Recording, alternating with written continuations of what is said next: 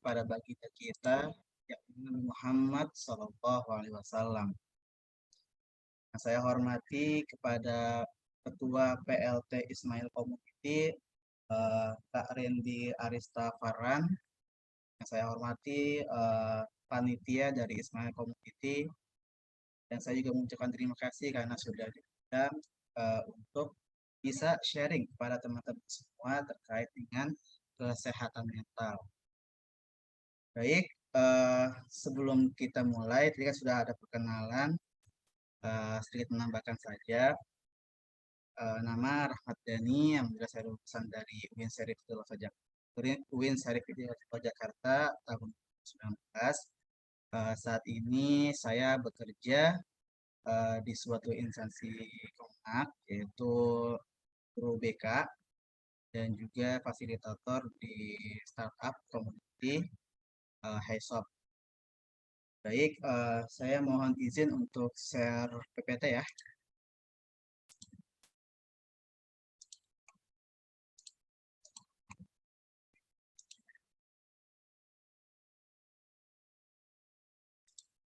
Sudah ada?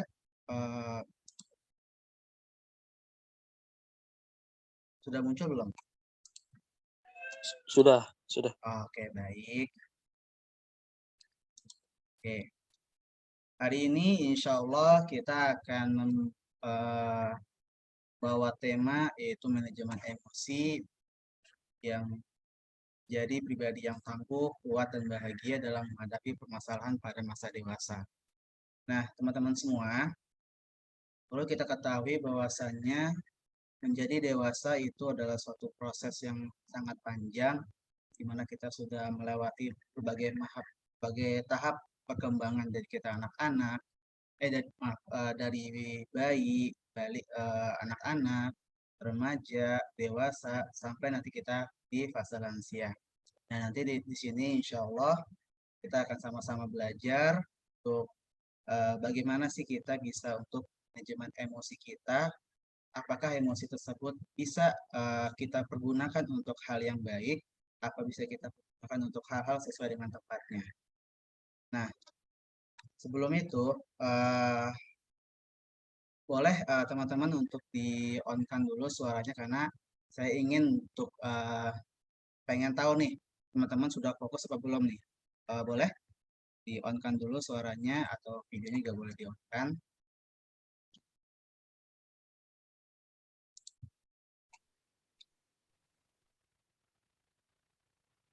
Oke.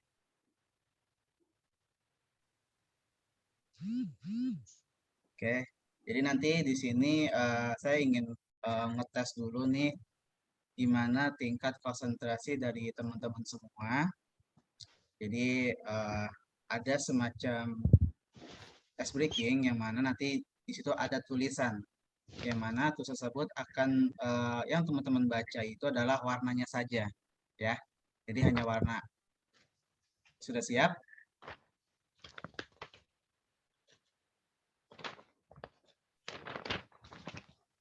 Oke.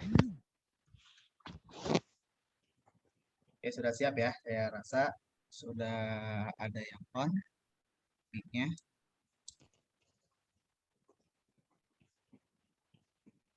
Oke.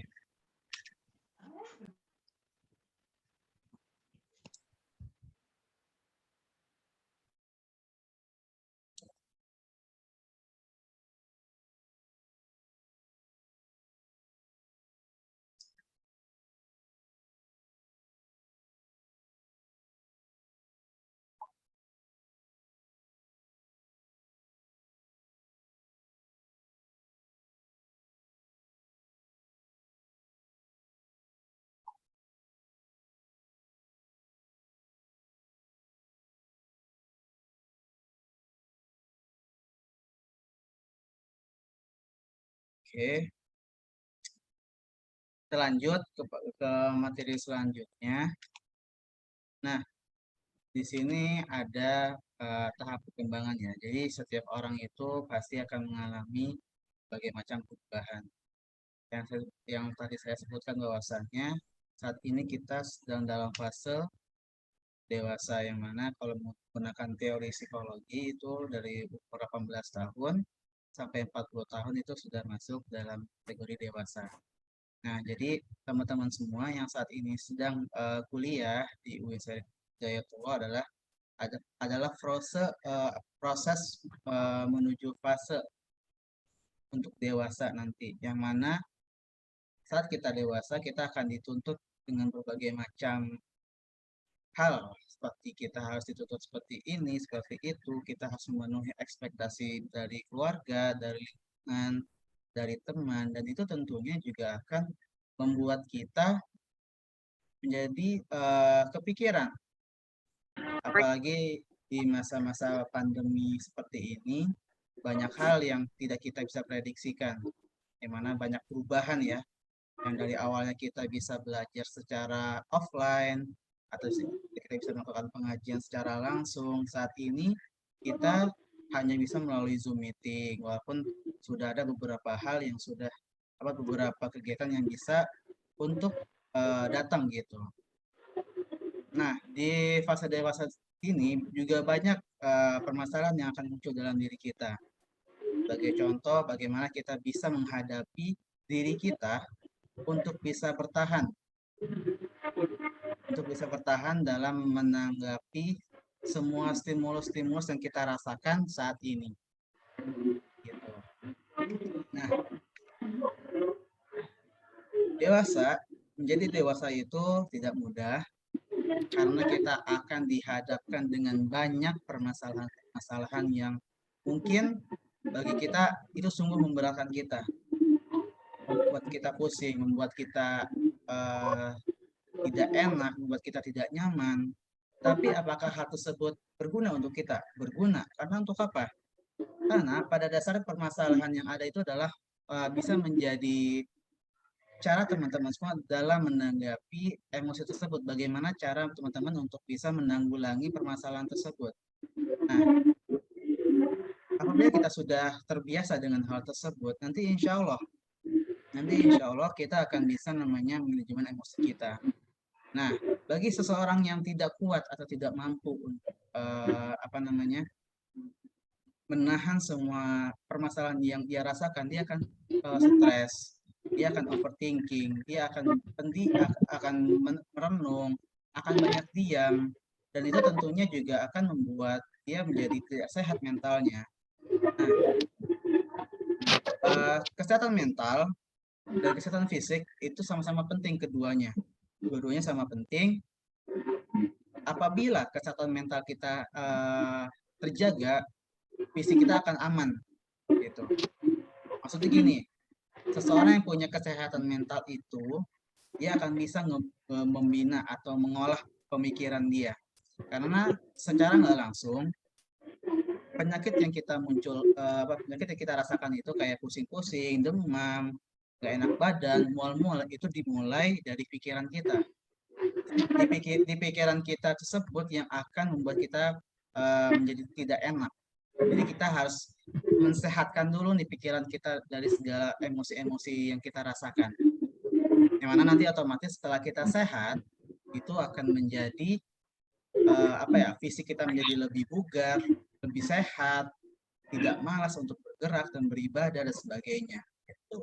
Lalu apa sih kesehatan mental itu?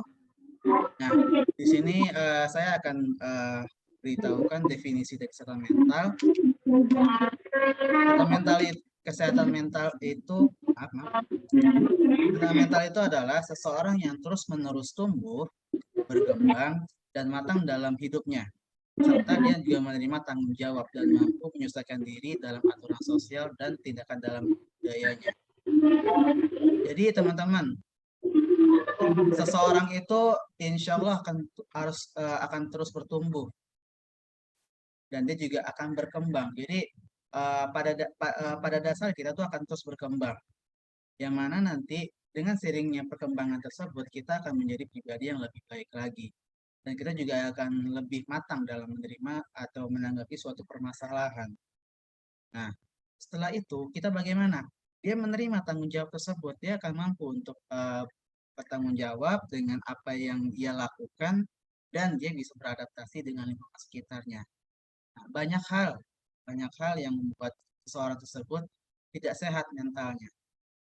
Bagi berbagai macam faktor. Nanti insya Allah akan saya jelaskan setelah ini.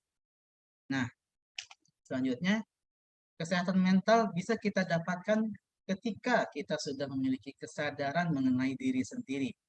Jadi kita sudah mulai nih aware atau awareness terkait dengan diri kita.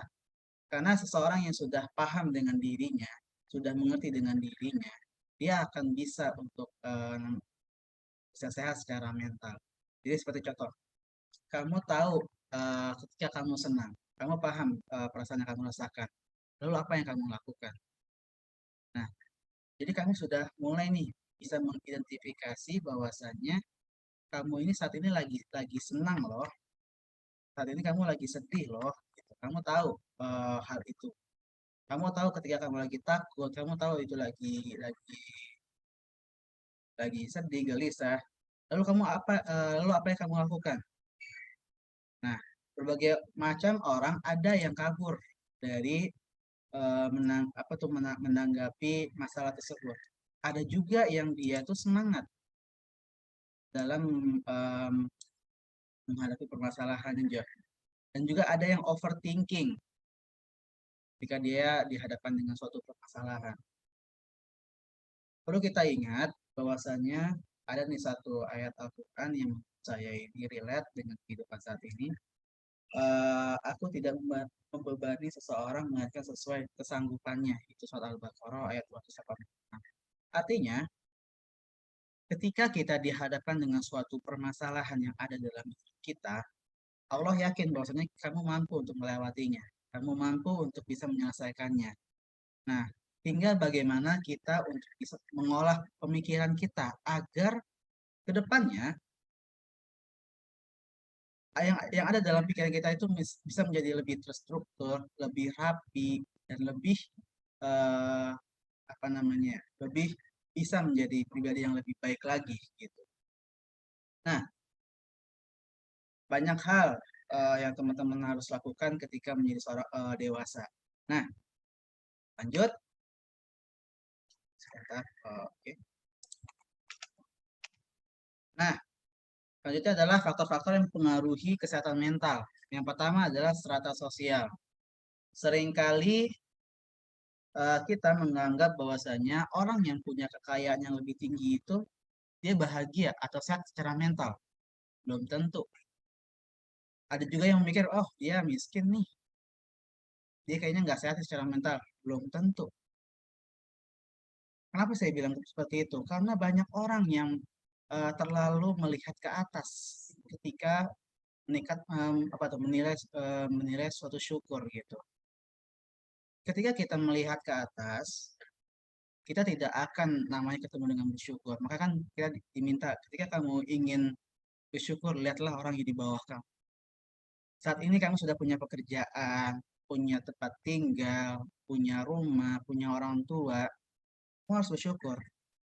Banyak orang yang di luar sana, anak-anak yang tidak memiliki orang tua, tempat tinggal juga yang kurang layak, cuma harusnya apa namanya itu harus bersyukur gitu. Jadi strata sosial ini hanyalah suatu apa ya bikinan manusia, tapi namanya syukur itu tidak bisa diukur dengan hal itu, ya. Lalu yang kedua adalah interaksi sosial, teman-teman. Kita sebagai makhluk sosial yang mana diciptakan untuk bisa berkomunikasi dengan orang lain, berhubungan dengan orang lain, yang mana kita juga diminta untuk namanya apa ya senyum, sapa, ramah tamah dengan tetangga itu juga bisa menjadi indikator atau pengaruh dalam mencapai kesehatan mental. Seringkali kita ketika melakukan interaksi sosial kita berbagi informasi, sharing-sharing terkait dengan permasalahan yang ada di masyarakat atau hal lainnya. Jadi ada interaksi gitu dengan orang lain. Lalu yang ketiga adalah keluarga. Nah, keluarga ini adalah fondasi utama seorang anak ketika dia akan menjalani kehidupannya di masa depan. Bagaimana seorang anak yang dididik oleh kedua orang tuanya itu akan berpengaruh besar terhadap anaknya bersikap di masa depan. Anak yang dibesarkan dalam kondisi lingkungan yang suportif, demokratif, itu nanti insya Allah akan menghasilkan seorang anak yang bisa memiliki sifat empatis yang tinggi, paham dengan kondisi lingkungan sekitarnya, mampu beradaptasi dengan sekitarnya, dan ini tentunya juga akan menjadi salah satu faktor dari kesehatan mental. Nah, yang terakhir itu adalah perkuliahan atau kampus. Sadar bahwasanya kita di kampus juga memiliki berbagai macam tekanan, yang mana kita harus selesai dalam perkuliahan itu selama beberapa, ya maksimal 4 tahun ya kalau sekarang ya, atau 5 tahun, kita harus selesai selama 5 tahun kuliah dengan IPK yang bagus. Nah itu juga bisa menjadi salah satu faktor kesehatan mental. Kenapa? Karena banyak dari mahasiswa-mahasiswa yang saya ketahui, contohnya di UIN, ketika dihadapkan dengan permasalahan tugas akhir, yaitu skripsi atau tugas akhir lainnya, banyak dari mereka itu yang kabur atau menghilang tanpa kabar. Jadi mereka lari dari tanggung jawabnya. Endingnya apa? Mereka menjadi telat lulus kuliah, mereka jadi tidak percaya diri, mereka tidak apa ya, lebih overthinking, gimana itu membuat mereka menjadi lebih stres gitu. Mereka apa ya? Banyak dari mahasiswa-mahasiswa yang ada yang memutuskan untuk pindah karena tidak kuat gitu, ada yang kena DO. Nah, itu sebenarnya adalah proses. Percayalah bahwa selama kuliah itu adalah proses, karena nanti di masa depan atau saat kamu bekerja, kamu akan lebih banyak pressure yang akan dirasakan dan kamu harus siap dengan hal itu. Nah, seseorang yang mampu mampu bertahan dalam menghadapi tekanan, kedepannya insya Allah dia akan mampu menyelesaikan semua permasalahannya. Itu juga akan dan itu juga akan mencapai menjadi salah satu kesehatan mental. Selanjutnya, nah di sini individu mampu merasakan dan mengenali emosi yang terjadi ketika menerima stimulus yang diberikan kepadanya, pada dirinya. Maksudnya apa?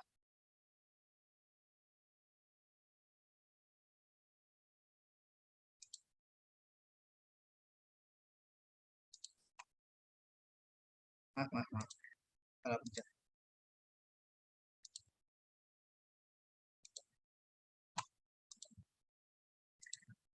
Oke. Nah, individu mampu merasakan dan mengenali emosi yang terjadi ketika menerima stimulus yang diberikan kepada dirinya. Teman-teman, ketika kita dihadapkan dengan suatu kondisi seperti ketika kita lagi ngantri di sebuah Indomaret atau Alfamart, kita ngantri untuk membayar ke kasir. Lalu tiba-tiba ada seorang ibu-ibu atau bapak-bapak yang menyerobot antriannya dan yang ingin bayar kasir. Nah, itu adalah stimulus yang diberikan kepada diri kita. Lalu bagaimana kita meresponnya? Bagaimana kita merasakannya? Nah, ada orang yang merespon dia tidak senang, marah-marah, atau mungkin bicara dengan ibunya. Nah, itu adalah proses di mana kita menerima stimulus itu dari luar, dari faktor-faktor yang tidak ketahui seperti dari robot. Terus kita mengenali, kita tahu nih bahwasanya kita itu sudah marah gitu. Jadi kita apa namanya itu bisa berkata atau menyebutkan atau menyampaikan bahwasanya kita tidak senang diserobot gitu. Nah, setiap manusia itu memiliki 3 topeng yang mana akan dimunculkan saat situasi tertentu. Seperti ketika bersama orang lain. Nah, kita memiliki 3 topeng, yang mana 3 topeng tersebut akan membuat kita apa namanya menjadi orang yang berbeda. Maksudnya seperti apa? Ketika kita bersama dengan orang lain, kita akan berusaha untuk menjadi orang yang welcome, orang yang terbuka, akan mencoba menjadi orang yang ramah, eh, asik diajak untuk komunikasi dan sebagainya. Nah, lalu ketika kita topeng kedua, ketika bersama keluarga, nah barulah itu muncul sifat-sifat yang eh, kita sembunyikan ke orang lain itu muncul di keluarga. Seperti kita mungkin di rumah kadang-kadang suka marah atau senang berbicara dengan keras atau yang lainnya. Jadi ketika bersama keluarga itu muncul tuh sifat-sifat yang tidak akan munculkan bersama dengan orang lain. Lalu yang ketiga ketika sendirian, inilah aslinya kamu gitu. Saat kamu sendiri kamu akan merasa akan lebih mengenal diri kamu. Kamu akan membuka semuanya. Apapun yang kamu rasakan, kamu pikirkan, kamu akan uh, ya, betul, terbuka atau benar nggak ada lagi rahasia di antara kita.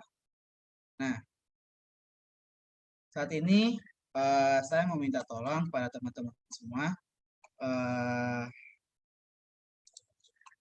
Nanti sebentar.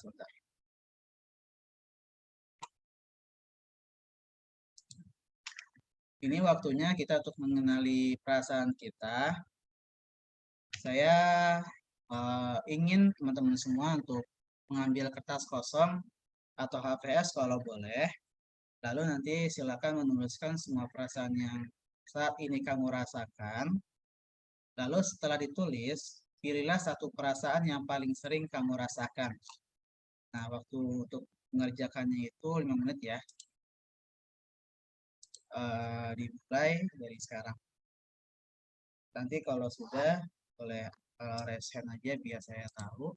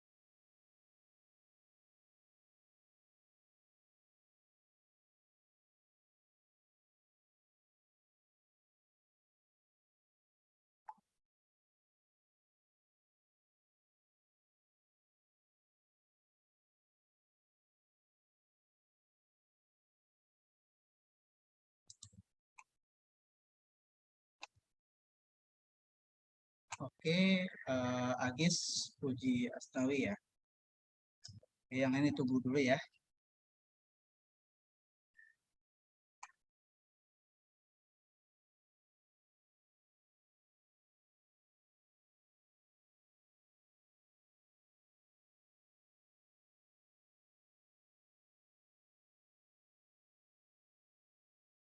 Ya, waktunya 2 menit lagi.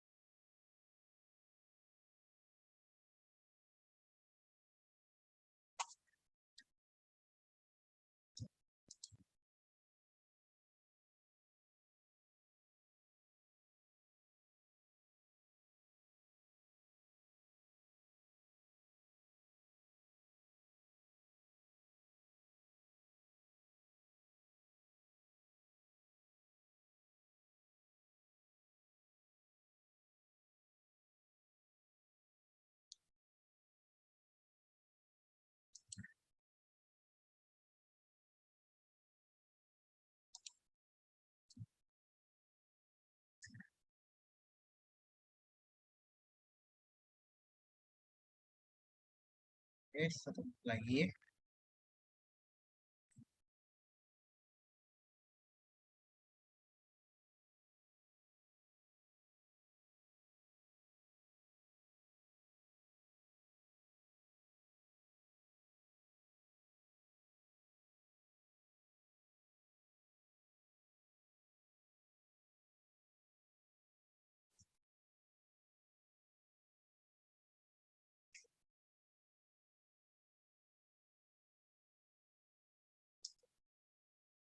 Oke, selesai.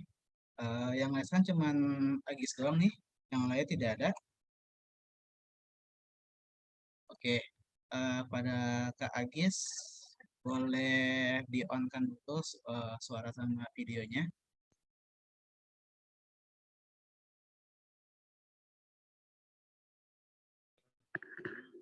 Baik, mohon maaf, saya izin nggak on cam dulu, Kak. Oke, iya nggak apa-apa. Suaranya juga boleh. Kakak nulis apa aja? Sebenarnya nulis yang sedang saya alami saat ini kan, Iya, betul. saat ini saya sedang mengalami kebingungan, pikiran kacau, dan mental down dalam bidang pekerjaan. Selain itu, saya juga bingung dan membutuhkan solusi terhadap apa yang saya alami saat ini. Nah, lebih dibilang mental saya sedang tidak baik-baik saja dan belum bisa memanajemen waktu.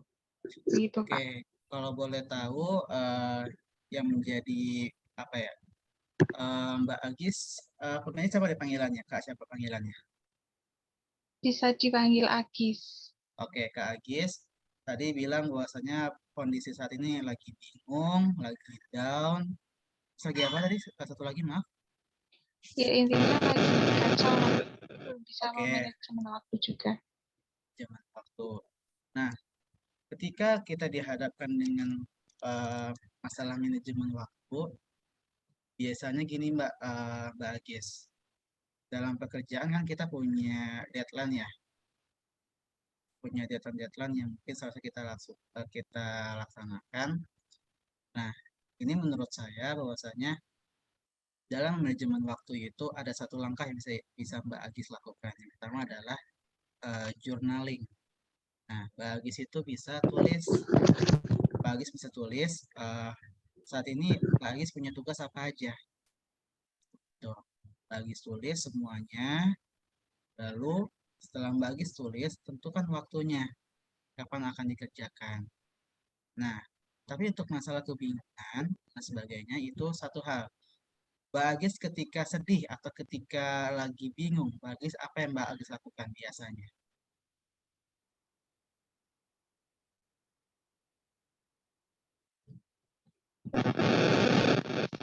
Kalau lagi bingung dan udah mentok ya Kak, Ya, saya kayak gitu. Biasanya saya akan, ngapain? ya karena waktu saya kurang tidur ya saya tidur Kak, menenangkan waktu. Oke, lalu, Maksudnya menenangkan pikiran. oke, menenangkan pikiran. Nah, itu bisa Kak.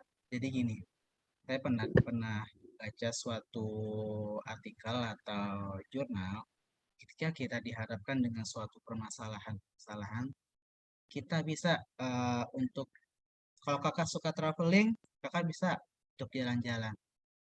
Kakak bisa jalan-jalan ke tempat-tempat yang indah, atau ketika kita sudah benar-benar buntu, lihatlah pemandangan. Karena ketika kita melihat pohon, melihat gunung, dan pemandangan, itu secara nggak langsung akan membuat kita apa ya, merefresh pemikiran kita atau merefresh jiwa kita. Karena pada dasarnya kita ketika dihadapkan dengan permasalahan, yang akan kita rasakan itu adalah pusing, pusing, capek, bingung, gelisah, sebagainya itu akan numpuk di pikiran kita. Pada suatu saat kita butuh namanya untuk refresh otak kita. Otak kita perlu istirahat, perlu untuk namanya apa namanya disegarkan kembali dengan cara apa? Mbak Agis bisa melakukan hal yang Mbak Agis suka. Seperti Mbak Agis suka, kalau suka masak, ayo silahkan diarahkan emosi tersebut untuk masak. Kalau misalnya Mbak Agis suka jalan-jalan, ayo bawa jalan-jalan. Jadi lakukanlah apa yang Mbak Agis menurut itu bisa bikin Mbak Agis bahagia. Karena ketika pikiran kita sudah bersih atau ketika pikiran kita sudah apa namanya sudah rileks, apapun yang kita akan kerjakan itu menjadi lebih enak. Contohnya dalam dalam bidang pekerjaan. Ketika kita bekerja, tentunya juga akan apa namanya ya akan menjadi masalah ketika Mbak Agis belum siap secara mental dan secara pikiran untuk bisa menyelesaikan tersebut. Alhasil apa? Mbak Agis menjadi eh, apa namanya tidak bisa mengontrol manajemen waktunya. Itu Mbak Agis kalau menurut saya. Oke, ada lagi yang lain yang mungkin ingin sharing terkait dengan perasaannya saat ini? Terima kasih, Kak. Ya, Mbak Agis sama-sama. Oke, karena tidak ada yang raise hand lagi, kita lanjut ya. Nanti pertanyaan bisa di akhir.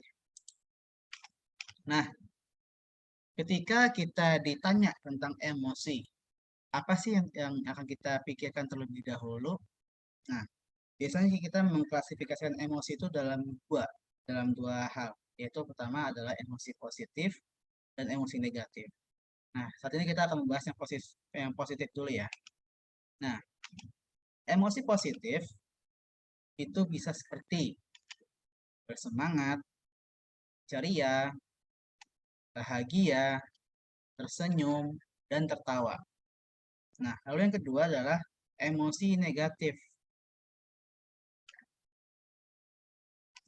kayak sedih, gelisah, cemberut, menangis, dan tidak bersemangat. Nah, apakah hal ini wajar? Wajar, karena emosi itu tidak bisa dikendalikan. Emosi itu benar-benar kita tidak bisa kendalikan. Dalam konteks untuk memunculkan emosi itu ya apa adanya, langsung terjadi. Kita tidak bisa merencanakan. Kayak kita mau siap-siap keluar, kita tidak merencanakan kita akan senang. Kita tidak bisa merencanakan kita akan menangis atau sedih. Nggak bisa. Karena emosi itu muncul secara tiba-tiba, mendadak. Nah, lalu ketika semua emosi yang kita rasakan itu, apa yang harus kita lakukan? Nah, ini harus kita jelaskan nanti selanjutnya. Apa sih yang akan yang harus saya lakukan ketika kita menerima emosi tersebut? Pertama, terima emosi tersebut. Jadi ketika Mbak lagi senang atau Abang lagi senang, lagi sedih, lagi tidak bersemangat atau apapun itu gelisah takut, terima emosi tersebut. Diterima dulu. Karena pada dasarnya banyak orang yang ketika dihadapkan dengan emosi kayak senang, sedih, apa gelisah, takut, sebagai itu banyak yang nolak. Alhasil apa? Yang awalnya bilang, ah saya nggak takut nih masuk ke rumah ini, ah saya berani nih untuk naik roller coaster, oh saya ini. Kita menyangkal emosi tersebut. Alhasil apa? Yang awalnya kita biasa-biasa saja, malah makin menjadi-jadi. Yang awalnya kamu takutnya biasa aja menjadi lebih parah. Gitu. Jadi ketika kamu dihadapkan dengan emosi tersebut, terima dulu. Diterima dulu nih emosinya nih. Ketika sudah diterima, lalu apa yang harus kita lakukan? Akuilah perasaan itu. Kamu akui, kita akui bahwasanya memang benar saya lagi sedih. Oke, saya lagi sedih saat ini. Lalu apa yang harus saya lakukan? Gitu. Kamu akui dulu perasaan yang kamu rasakan. Karena apa? Ketika kita tidak mengakui perasaan kita, itu akan terpendam, dan terpendam. Endingnya apa? Itu akan meledak. Yang akan menjadi bom waktu, yang mana nanti ke depannya kita akan berbahaya diri kita. Banyak para pemuda dari remaja dan dewasa menuju dewasa itu tidak mempunyai tempat cerita atau tidak punya media yang bisa mereka lakukan untuk bisa bercerita. Alhasil apa? Saya pernah menangani salah satu kasus, uh, sebut saja namanya Mawar, dia masih berumur 16 tahun. Nah, dia terbiasa nih untuk tidak bercerita, tidak mengakui perasaannya. Dia sering menyangkal emosi yang dia rasakan. Alhasil apa? Dia hampir punya sikap untuk mau bunuh diri. Kebayang nggak, umur 16 tahun, mereka sudah, apa ya, dia sudah mulai kepikir untuk bunuh diri. Karena saking beratnya, karena saking ditahannya emosi tersebut. Saking benar-benar di repress emosi ke alam bawah sadar kita. Ya, maka ketika di request ke alam bawah sadar, itu efeknya jangka panjang dan itu untuk healingnya lumayan lama gitu. Maka setiap emosi yang kamu rasakan, kamu lagi gelisah, kamu lagi takut, kamu lagi bingung, lagi kacau, terima dulu emosi tersebut. Kamu akui dulu bahwasanya kamu memang lagi seperti itu. Nah, lalu setelah kita kita terima, kita akui, lalu kita ngapain lagi? Ekspresikan emosi dalam kata-kata. Yang tadi saya bilang, kamu, aku lagi sedih. Kita ekspresikan, kita katakan. Atau seperti ketika ada seseorang yang menyinggung kita, dan kamu ungkapkan bahwasanya, Mas, Bro, atau Sis, mohon maaf, saya merasa tersinggung dengan apa yang Sis kamu katakan, saya merasa tersinggung. Nah, kamu ekspresikan dalam kata-kata yang baik, maksudnya dalam kata-kata yang tidak marah-marah atau kata-kata yang sebaiknya. Jadi benar-benar kata datar. Memang susah dan itu butuh waktu. Tapi itu ketika kita lakukan terus menerus setiap hari, kita akan terbiasa dan kita nanti akan, apa namanya, bisa sehat secara mental. Karena secara tidak langsung emosi ini akan terus ada di dalam diri kita sampai kita nanti wafat. Jadi teman-teman jangan pernah menerima, maksudnya jangan pernah menolak emosi yang kita rasakan. Terimalah dia sebagai suatu kesatuan dalam diri kita dan arahkanlah emosi kita itu dalam keadaan yang dalam tempat yang baik. Sebagai contoh, ketika kamu lagi senang, ayo kita arahkan emosi tersebut untuk mengerjakan pekerjaan-pekerjaan yang tertunda atau pekerjaan-pekerjaan yang mungkin yang awalnya kita susah karena kita lagi buntu, ketika kita lagi senang, oh dapat jalan-jalan keluarnya gitu. Nah, setelah itu atau kalau misalnya kamu lagi sedih, gunakanlah emosi sedih tersebut untuk mengevaluasi diri kamu sendiri. Gunakanlah dia untuk mengevaluasi apa yang sudah kamu lakukan selama 1 bulan ini. Kamu introspeksi diri dulu, gimana-gimana semuanya. Alhasil apa? Emosi yang kita rasakan itu bisa menjadi bermanfaat untuk diri kita. Ya, yang perlu saya ingatkan satu hal, tidak ada emosi yang buruk, tapi hanya ada emosi yang mengganggu, tidak nyaman. Itu, yang mana itu kita bisa mengarahkannya menjadi lebih baik lagi. Gitu. Nah, lalu bagaimana sih cara untuk manajemen emosi kita? Nah, ini saya rangkum dalam 2 aspek, yaitu dari aspek keilmuan dan aspek dari keagamaan gitu. Yang pertama yang akan kita bahas adalah aspek keilmuan. Yang pertama journaling. Nah, teman-teman, yang tadi saya minta teman-teman semua untuk menulis perasaan yang kamu rasakan saat ini adalah ini. Fungsinya apa? Untuk kita bisa mengenali diri kita lebih baik lagi. Karena banyak dari kita yang tidak paham atau tidak mengerti dengan dirinya sendiri. Kenapa begitu? Karena banyak orang yang tidak mau jujur dengan perasaannya. Nah, dengan cara inilah teman-teman bisa mengungkapkan atau mengekspresikan emosi yang teman-teman rasakan. Ungkapkanlah tersebut dalam suatu kertas, boleh boleh dalam bentuk puisi, dalam bentuk cerpen, dalam bentuk novel, silakan. Karena banyak penulis-penulis yang hebat itu berasal dari emosi yang mereka rasakan. Ada yang punya pengalaman hidup tentang kerasnya perjuangan hidup, mereka tulis itu menjadi suatu mahakarya gitu. Jadi jangan pernah apa namanya tuh meragukan diri kamu sendiri gitu untuk apa untuk bisa berkembang. Nah, dengan cara journaling ini kamu bisa menjadi lebih awareness terhadap diri kamu sendiri gitu. Lalu yang kedua adalah melakukan hobi yang kamu suka. Nah, ini tadi saya bilang, silakan kamu lakukan hobi-hobi yang kamu suka. Mungkin yang cowok-cowok suka suka main futsal, silakan main futsal. Atau yang suka bersepeda, silakan bersepeda atau jalan-jalan, silakan. Atau ada yang pergi ke perpustakaan juga itu hobi dia, ya silakan, nggak apa-apa. Yang penting itu adalah sesuatu yang dia senangi, dia sukai gitu. Alhasil apa? Ketika dia menyukai apa tuh hobi tersebut, itu akan merilis emosi kita, akan buat emosi yang kita rasakan itu menjadi lebih tersalurkan, tidak terpendam. Tuh. Lalu yang ketiga adalah pergi jalan-jalan. Nah, yang tadi saya bilang bahwasanya dengan jalan-jalan kita bisa tahu nih, bisa membuka pikiran kita, bisa merefresh pikiran kita, bisa membuat diri kita menjadi lebih plong lagi. Karena ketika kita sudah plong, semua informasi-informasi yang sebelumnya yang tidak bisa kita tangkap, kita bisa menangkapnya lagi. Dan itu juga bisa menjadi sumber ketenangan kita. Gitu. Lalu yang keempat adalah melukis, gitu. Kalau ini kita di bimbingan konseling itu disebutnya art terapi, di mana teman-teman akan menggambar bebas, terserah apa aja. Yang penting teman-teman suka, pilihlah warna-warna yang teman-teman suka, karena pada dasarnya warna itu akan menjelaskan apa yang kita rasakan. Apa yang teman-teman rasakan, apa yang teman-teman pikirkan itu akan tertuang dalam suatu warna.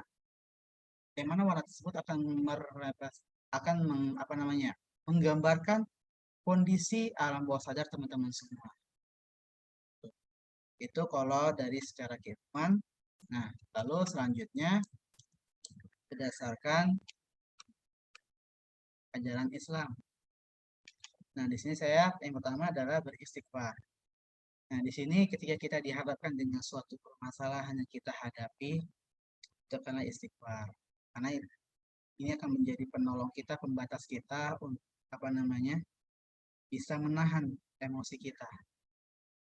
Dan saya juga masih belajar dalam hal ini, masih butuh apa ya, butuh waktu untuk benar-benar bisa menerapkannya. Karena kadang-kadang kita juga terlepas gitu emosinya. Nah, lalu yang kedua adalah diam. Teman-teman, ketika dihadapkan dengan suatu permasalahan yang teman-teman tidak bisa tangani, atau permasalahan yang benar-benar membuat kita bingung, atau emosi yang memuncak, alangkah baiknya kita untuk diam dulu terlebih dahulu. Karena apa? Nanti segala sesuatu yang kita katakan, sesuatu yang kita ucapkan, sesuatu yang kita utarakan kepada orang lain dengan nada yang tidak tepat, dengan emosi, itu akan berakhir dengan penyesalan.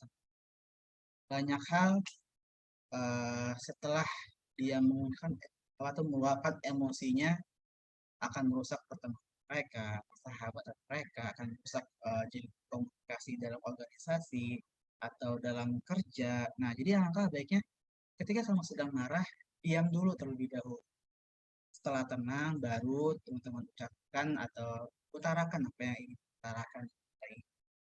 Itu lebih baik ketimbang kita menuruti hawa nafsu kita untuk yang mengeluarkan kata-kata yang bikin hati kita plong. Memang hati kita plong, tapi efek itu adalah banyak negatifnya pada diri kita. Nah, lalu yang ketiga itu adalah berwudu. Saya pernah dengar bahwasannya ketika kita sedang marah dalam posisi berdiri, nah teman-teman dianjurkan untuk duduk. Nah, setelah duduk masih marah juga, silakan berbaring. Nah, ketika berbaring masih tidak juga hilang marahnya, silakan berwudu dan lakukan sholat sunnah 2 rakaat. Karena apa? Emosi itu atau marah itu berasal dari setan. Setan terbuat dari api. Yang bisa memadamkan itu adalah air. Nah, silakan teman-teman duduk atau mandi dulu baru wudu, silakan. Yang penting untuk meredakan emosi yang teman-teman rasakan. Karena dengan tersebut, insya Allah akan menjadi salah satu langkah kita untuk menahan emosi kita. Dalam ini dalam takaran nggak marah juga ya. Kayak kamu gelisah pun juga bisa. Ketika kamu gelisah, kamu takut, kamu juga bisa menggunakan hal ini. Kamu berwudu untuk menenangkan pikiran, menenangkan raga kamu dan jiwa kamu. Lalu yang terakhir adalah baca Al-Quran. Karena Al-Quran adalah petunjuk kita sebagai manusia yang akan membuat kita lebih tenang ketika membacanya. Memang susah untuk diterapkan, tapi insya Allah saya yakin teman-teman di sini sudah terbiasa untuk tadabbur Al-Quran. Saya sudah yakin, dan itu juga akan menjadi salah satu faktor apa namanya ketenangan dalam diri kita dalam mencapai kesehatan mental. Karena ketika kita sudah bisa nih mencintai Al-Quran, kita sudah terbiasa membaca Al-Quran setiap saat, setiap waktu, bahkan setiap kita mengerjakan sholat sunnah, sholat sunnah dan sholat wajib, yang akan menjadi kebiasaan, kita akan menjadi pribadi yang lebih tenang, lebih tawadu, lebih apa namanya ya, untuk mengikhlaskan segala hal yang terjadi dalam diri kita.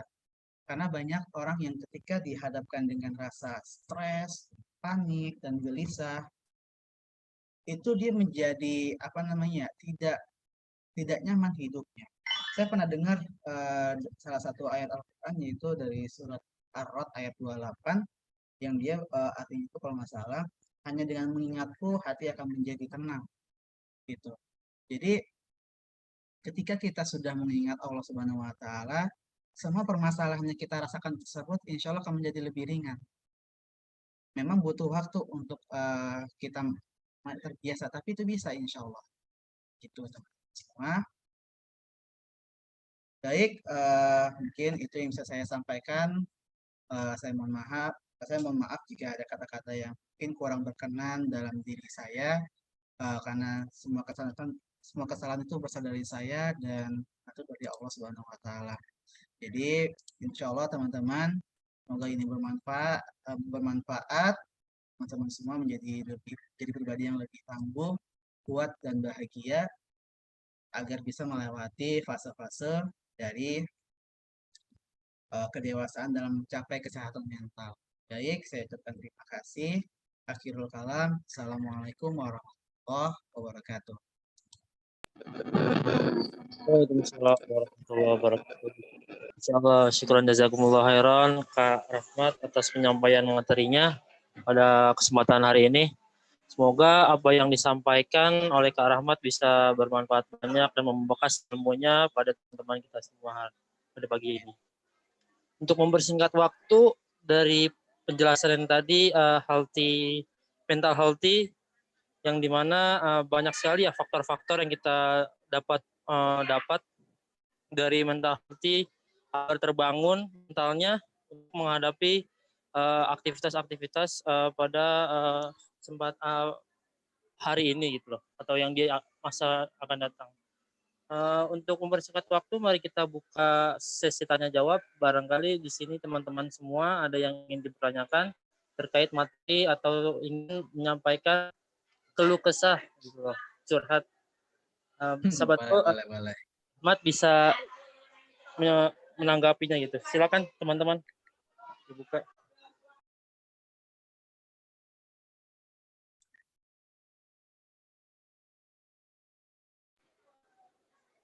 Ya, Kak Edwin, angkat tangan, silakan dibuka audionya atau videonya. Oke, baik. Bismillah, Assalamualaikum warahmatullahi wabarakatuh. Waalaikumsalam. Sebelumnya terima kasih, saya udah diberikan kesempatan untuk bertanya ya dalam kesempatan kali ini. Sebelumnya terima kasih Bang Rahmat, Masya Allah materinya sangat bermanfaat banget bagi saya tentunya untuk perkembangan emosi, yang mana kan kita sebagai orang ya, kalau saya kan udah lagi sedang bekerja nih, emosi itu kadang meningkat, kadang menurun gitu. Terkadang kita juga udah mengetahui gitu cara-cara menangani emosi agar bisa tetap stabil gitu-gitu ya Bang Dani ya. Tapi terkadang kita nggak bisa ngontrol emosi itu Bang Dani. Nah, kira-kira gimana ya caranya biar kita udah tahu nih ya kan ya Bang ya. Tapi kadang-kadang masih kelepasan juga Bang, kayak gitu. Itu pertama paling pertanyaan saya ya Bang ya. Yang kedua nih Bang Dani, terkadang kan gini Bang, kita yang beragama Islam tentu saja kan diajarkan untuk menahan amarah gitu. Karena kesabaran itu merupakan kewajiban ya Bang ya, yang saya tahu nih Bang. Nah tapi terkadang kita juga keceplosan buat nggak sabaran nih Bang. Nah, tuh kira-kira gimana nih Bang, biar kita tuh bisa sabar atau biar kita tuh kayak gimana ya, bisa mengasah diri lah ya, mengasah diri biar kita tuh bisa sabar gitu, karena kan syariat ini ya Bang ya. Ini syariat, kalau kita nggak ngikutin syariat kita dosa. Bahaya juga ya Bang ya, apalagi kita kan zaman-zaman muda kan emosi masih labil nih Bang. Emosi masih labil, kadang-kadang kita juga ya khawatirnya kalau udah kebiasaan labil nih, pas udah gedean ya kan, malah kebawaan terus gitu, udah tua-tua gitu masih nggak sabaran gitu Bang. Nah tuh kira-kira gimana nih Bang? Itu pertanyaan kedua ya. Ketiga paling saya mau bilang terima kasih aja nih ya sharingnya ya. Yang ketiga bukan pertanyaan nih Bang, ini sharing aja Bang. Saya terima kasih banget ya Bang Dani udah menjelaskan nih mengenai mental health ini, karena masih kurang banget nih Bang kita Bang mengetahui tentang mental health ini Bang. Itu sih Bang kalau dari saya Bang ya. Semoga kedepannya banyak lagi deh kegiatan-kegiatan kayak gini Bang. Itu aja sih kalau yang aneh mau Bang ya. Masya Allah, Barakallahu Fik. Terima kasih juga tim Ismail Fair nih, Masya Allah. Barakallahu Fik, sekian dari saya. Wabillahi taufik. Assalamualaikum warahmatullahi wabarakatuh. Waalaikumsalam. Silakan Kak Rahmat jawab. Oh langsung ya? Ya. Oke, bismillahirrahmanirrahim. Tadi bagaimana sih caranya kita mengontrol emosi ya? Dan ini memang salah satu teknik yang paling susah untuk kita lakukan kalau tidak kita lakukan secara terus-menerus. Nah, ingat pada dasarnya, ketika dalam mengelola emosi, kita harus tahu dulu, kita harus terima dulu. Kita harus terima emosi yang kita rasakan tersebut. Lalu setelah kita terima, kita pahami bahwasanya apakah emosi yang kita rasakan tersebut urgent apa tidak untuk dikatakan. Maksud seperti ini. Ketika kita sedang marah dalam suatu audiens atau dalam suatu kegiatan di tempat kerja, kita merasa marah, kita merasa tidak senang. Tapi kita punya caranya untuk bisa menyampaikan dengan bijak, dengan baik. Nah, yang seperti yang saya bilang tadi, bahwasanya kita emosi itu tidak bisa dikendalikan, ya Mas Edun ya. Emosi tidak bisa dikendalikan, itu muncul secara tiba-tiba, ada stimulusnya. Nah, ketika stimulus itu terpancing atau muncul, itu akan membuat emosi yang awalnya tidak ada menjadi ada. Gitu. Lalu langkahnya bagaimana? Dalam kita menanggapi emosi tersebut, kita harus melihat bagaimana kita menanggapinya. Apakah dengan kita mengungkapkan emosi yang kita rasakan itu akan berefek baik pada orang lain? Apa tidak? Jadi kita lihat dulu. Ketika kita mengatakan emosi tersebut dalam suatu forum yang memang membutuhkan argumentasi atau membutuhkan daya tarik atau apa sih namanya efek dramatis, itu silakan nggak apa-apa diutarakan. Tapi ketika kita dalam suatu kegiatan yang benar-benar mungkin diminta untuk bisa fokus, untuk dalam keadaan tenang, kita arahkan emosi tersebut dalam keadaan yang baik. Contohnya seperti apa? Mungkin dengan cara kamu mengangkat tangan, ungkapan dengan kata-kata baik-baik, lalu bicara kepada orang yang ingin kamu tujukan, atau kepada si A, kamu katakan A, B, C, D, E, F, silakan utarakan. Tapi dalam keadaan baik. Ini memang susah, tapi itu butuh waktu. Maka saya bilang ini tidak bisa dilakukan 1-2 hari, tapi diulang terus-menerus gitu. Dan itu akan menjadi kebiasaan di masa depan. Ketika kita sudah mulai bisa paham nih dengan kondisi di sekitar kita, kita akan tahu kapan kita bisa mengeluarkan emosi kita. Seperti itu ya Mas Edwin ya. Nah, lalu menahan amarah.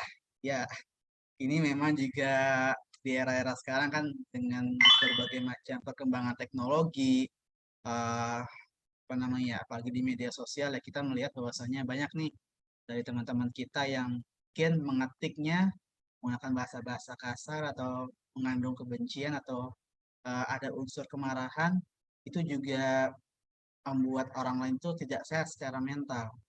Lalu gimana cara menahannya agar bisa sabar?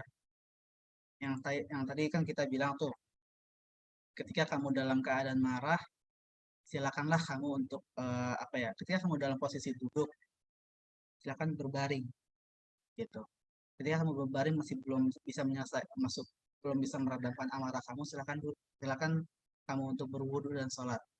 Karena itu insya Allah akan kita menjadi lebih sabar lagi.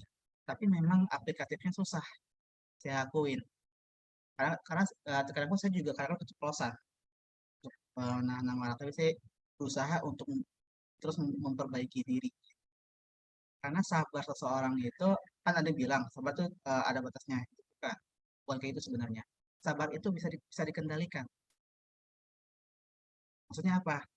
Ketika kita ingin meluapkan amarah kita punya dua hal. Mau kita loss, atau kita keep.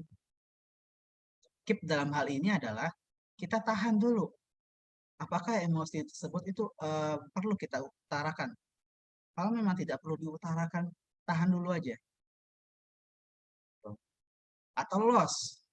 Ketika kamu sudah loss emosi yang kamu rasakan tersebut atau marah-marah gitu, memang plong di awal. Tapi ketika kamu menyampaikan dalam tempat yang tidak sesuai, itu akan berefek negatif terhadap diri kita. Contoh, bisa merubah image orang lain terhadap diri kita.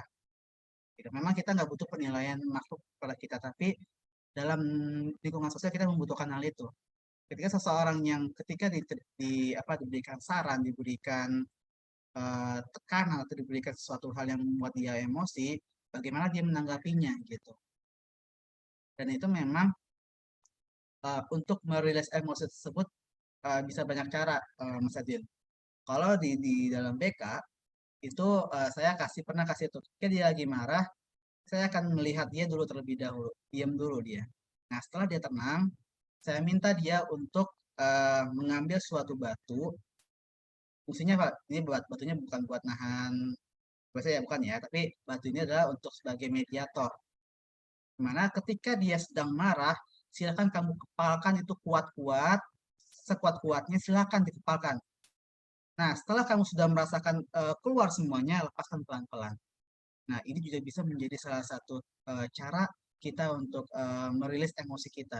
Karena dengan cara ini kita lebih aman daripada kita harus marah-marah, harus emosi di forum atau di tempat kerja itu tidak bagus gitu untuk diri kita juga.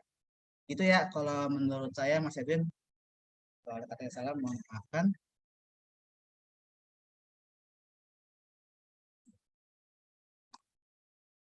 Masya Allah, Waalaikumsalam atas jawabannya Kak Rahmat.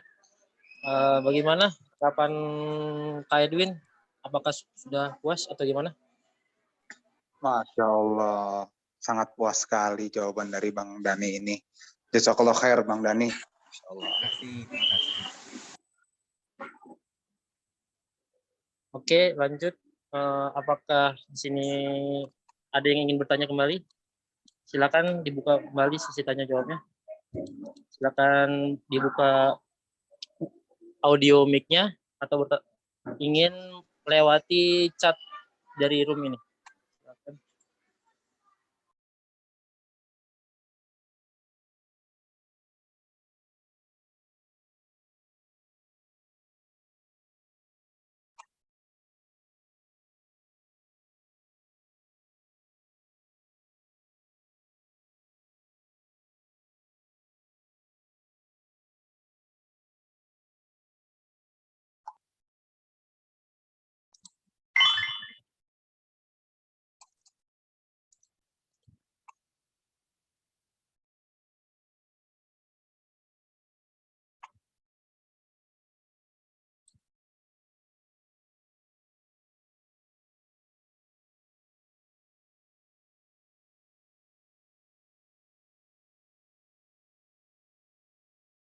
Alhamdulillah ada pertanyaan nih Kak Rahmat dari chat room.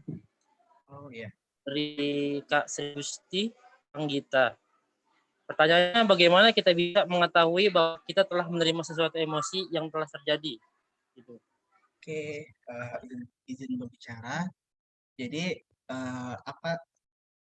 bagaimana sih caranya kita tahu kita sudah menerima emosi tersebut? Contoh seperti ini. teman-teman ketika disuruh minta atau diminta nih untuk mengerjakan suatu tugas oleh dosen, ya, silakan kamu semua kerjakan atau merangkum buku A di segini. Kamu disuruh merangkum suatu buku oleh dosen kamu dan ditulis di dalam bentuk proposal. Nah, dan itu waktunya 1 minggu. Nah, respon awal yang kamu rasakan apa?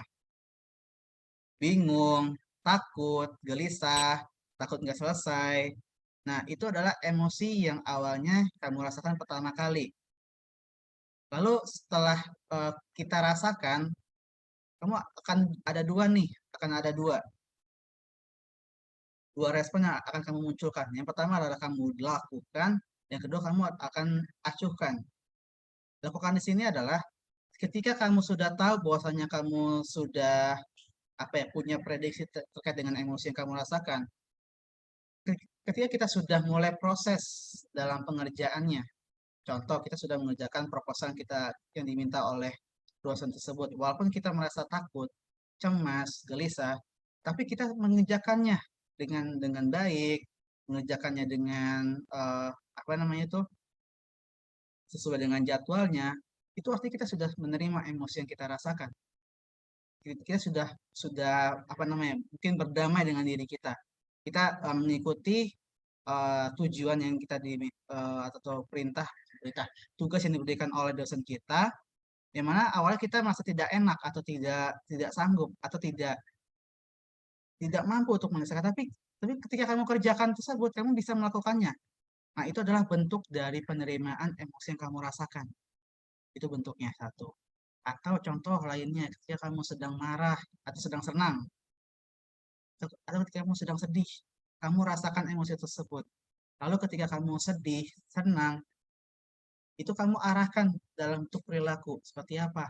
Dengan cara kamu, ada nih orang yang dia lagi menerima kabar bahagia, dia akan senyum-senyum, dia akan mukanya cerah, atau dia akan berjalan dengan semangat. Itu adalah bentuk penerimaan emosi yang kita rasakan.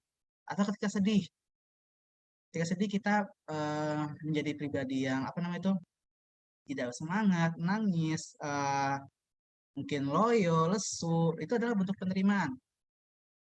Penerimaan dari emosi yang kamu rasakan itu adalah respon yang dimunculkan setelah stimulus yang diberikan oleh faktor luar gitu. Itu kalau menurut saya yang Mbak, siapa ada namanya yang bertanya?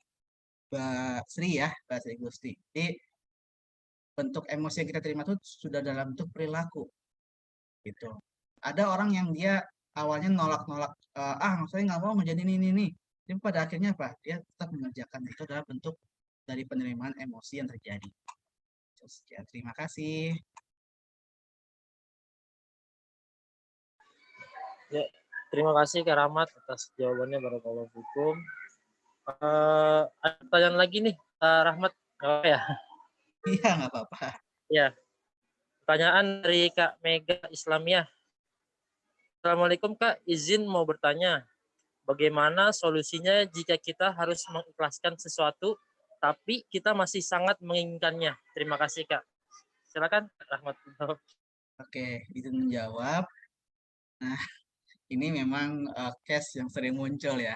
Maksudnya ada yang bagaimana sih cara kita bisa ikhlas ketika untuk ini deh, ketika kita menginginkan sesuatu hal yang menurut kita itu baik, padahal itu belum tentu baik untuk Allah Subhanahu wa taala. Nah, kan pernah tuh kita berdoa, ya Allah, jika barang ini atau seseorang ini atau kegiatan ini baik untukku, maka dekatkanlah. Tapi jika tidak, maka berikanlah aku petunjuk yang terbaik. Jadi gini, baik lagi, ketika kita ingin ikhlas dengan suatu hakikat dari ketentuan Allah Subhanahu wa taala, kita harus tahu bahwasanya kita tidak mengetahui apa yang ada atau kita tidak mengetahui di belakangnya. Karena pada dasarnya banyak manusia atau kegiatan yang kita inginkan itu mungkin memiliki efek buruk terhadap diri kita, yang mungkin bisa akan melalaikan kita dari untuk beribadah pada Allah Subhanahu wa taala, atau kita bisa melalaikan dari tugas kita sebagai manusia. Makanya balik lagi, ketika kamu sudah ingin sekali dengan ingin sesuatu, akan ditimbang menurut Allah apakah itu baik untuk kamu, apakah itu pantas untuk kamu. Karena kita apa ya, sebagai manusia hanya bisa berusaha, berikhtiar, dan apa namanya ya, benar, kita cuma hanya bisa berdoa, berikhtiar, berusaha dan berdoa. Ketentuannya atau keputusan akhirnya itu ya dari Allah Subhanahu Wa Taala. Dia tidak bisa menentang hal tersebut gitu. Sebagai contoh mungkin kita ingin si A gitu. Ya Allah, aku ingin bersama dengan si A untuk menjadi pasangan yang halal. Nah, tapi ternyata dari jawaban doa tersebut kamu malah dijauhkan sama dia. Artinya apa? Artinya kamu dijauhkan dari orang yang tidak pas untuk kamu, yang tidak akan menjadi pelengkap hidup kamu. Nah, itulah setelah kamu paham dengan hakikat tersebut, nanti insya Allah pelan-pelan rasa ikhlas itu akan muncul. Memang berat, tapi itulah kenyataan, karena kita tidak akan diberikan oleh Allah Subhanahu Wa Taala itu dengan barang yang nggak bagus. Pasti akan diberikan yang terbaik dan yang dibutuhkan oleh hambanya. Itu ya kalau yang saya pernah dengar dari kajian-kajian keislaman. Jadi terus aja berusaha, Mbak siapa namanya ini, Mbak Mega, terus berusaha dengan semampunya, terus berdoa, dan biarkan nanti terus akhirnya itu berada di tangan Allah Subhanahu Wa Taala. Dengan itu kita akan menjadi manusia yang yaudah, let it flow. Kita udah ikhtiar, kita sudah berusaha dan berdoa, bila kita pasrahkan kepada Allah Subhanahu Wa Taala, karena Allah lah yang paling tahu apa yang terbaik untuk diri kita, bukan apa yang terbaik menurut kita. Kadang apa yang terbaik menurut kita itu adalah yang terburuk menurut Allah Subhanahu Wa Taala. Itu juga sebaliknya. Gitu. Terima kasih. Insya Allah, barakallahu fikum jawabannya. Benar banget yang dijelasin tadi oleh Kak Rahmat. Ingin mengutip dari surat Al-Baqarah nih ya.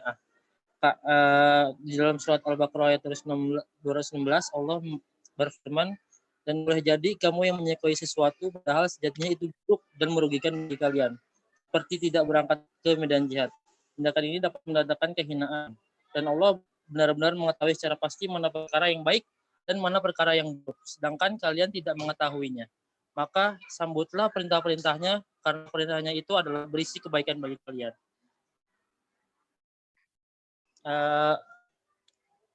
Silakan bagi yang ingin bertanya lagi. Boleh diisi absennya mulai dari sekarang, dan juga Ismail ini alhamdulillah sedang membuka open recruitment terhadap anggota-anggota. Linknya nanti akan menyusul nanti malam setengah 7 ya. Bagi mahasiswa atau mahasiswi UIN Syarif Hidayatullah Jakarta yang berminat bergabung dalam Ismail, silakan untuk mengisi link nanti malam yang akan disampaikan oleh panitia. Baik, apakah ada yang ingin bertanya kembali di sini? Sepertinya sudah cukup ya.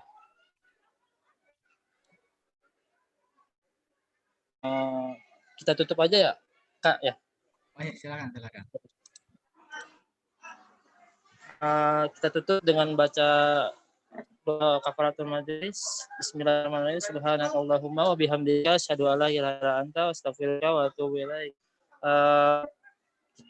Kurang lebihnya mohon maaf. Silakan pada Kak Rahmat kata-kata terakhir atau standing official gimana? Oke. Sebelumnya saya ucapkan terima kasih kepada semua panitia yang terlibat dalam kegiatan Ismail Fair ini. Saya berharap kita ke depannya untuk bisa menjadi pribadi yang lebih baik lagi, yang bisa sehat secara mental, yang mana nanti ketika kita sehat secara mental, insya Allah kita juga akan bisa memberikan manfaat yang terbaik untuk orang lain di sekitar kita. Itu saja mungkin yang saya sampaikan. Terima kasih sudah diizinkan untuk sharing kepada teman-teman semua yang di sini. Semoga bermanfaat. Akhirul kalam. Assalamualaikum warahmatullahi wabarakatuh. Waalaikumsalam warahmatullahi wabarakatuh.